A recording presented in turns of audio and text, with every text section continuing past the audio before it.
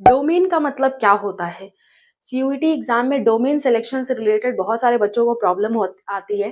तो आज की वीडियो में इसी बारे में हम देखेंगे कि डोमेन सब्जेक्ट का क्या मतलब है, अदर सब्जेक्ट्स क्या होते हैं और हमें कितने सब्जेक्ट चूज करने चाहिए। ये सारी बातें आज की वीडियो में हम देखेंगे। So let's start.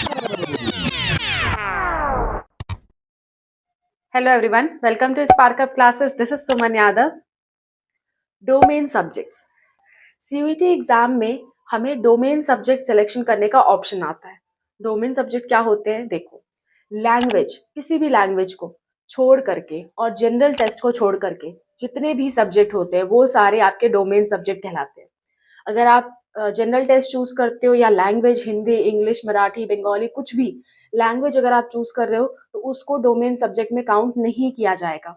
बहुत सारे बच्चे ये पूछ रहे हैं, अगर डोमेन में हमने इंग्लिश चूज कर लिया और हमने लैंग्वेज में कुछ और हिंदी लैंग्वेज चूज कर लिया तो क्या होगा? तो मैं आपको बता दूं, लैंग्वेज हमेशा, लैंग्वेज एंड जनरल टेस्ट हमेशा डोमेन सब्जेक्ट से बाहर माना जाता है। चाहे आप 10 लैंग्वेज चूज कर लो तभी भी वो डोमेन सब्जेक्ट में काउंट नहीं होगा।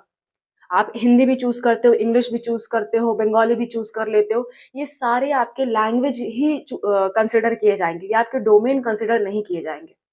तो डोमेन आपको अलग से चूज करना पड़ता है।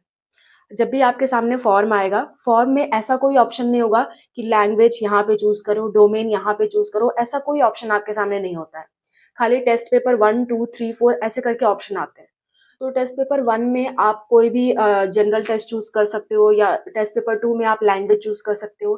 टेस्ट पेपर 3 में आप डोमेन चूज कर सकते हो। डोमेन का कोई भी सब्जेक्ट हो सकता है, जैसे फिजिक्स, केमिस्ट्री, बायोलॉजी, है ना, कुछ भी आप चूज कर सकते हो डोमेन में, other than language and general test. Language and general test को कभी भी आप डोमेन में मिक्स मत करो। और टोटल 3 डोमेन तो आपको चूज करने ही है।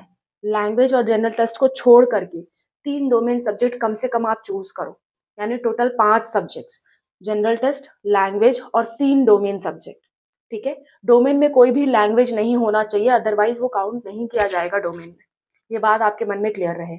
आप लैंग्वेज कितनी भी चूज कर सकते हो, इसमें कोई बाउंडेशन नहीं है, लेकिन डोमेन 3 चूज करना ही चाहिए आपको। अगर आप दिल्ली यूनिवर्सिटी में पार्टिसिपेट कर रहे हो, स्पेशली किसी भी यूनिवर्सिटी में पार्टिसिपेट करते हो, मैक्सिमम यूनिवर्सिटी 3 डोमेन तो मांगती ही है। ठीक है, तो इसके लिए आप अवेयर रहना, 3 डोमेन सब्जेक्ट आप चूज करना, लैंग्वेज एंड जनरल टेस्ट भी चूज करना, कम से कम 5 सब्जेक्ट आप चूज करना सीयूईटी में।